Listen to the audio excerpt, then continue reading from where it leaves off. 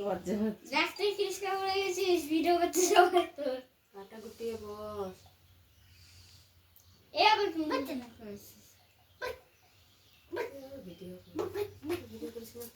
মাথাটা ঠিক হয় যেন ভগবান করে ওদের আশীর্বাদ দিল। বলো না এখন। মুছে দিল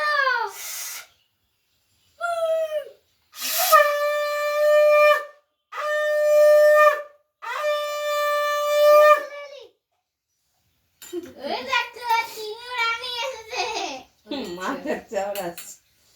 কেন আইস মুখে দিতে হয়, খেতে হয় বাবা, খা অমনি কর। এ আমিও খেয়েছিলাম হুম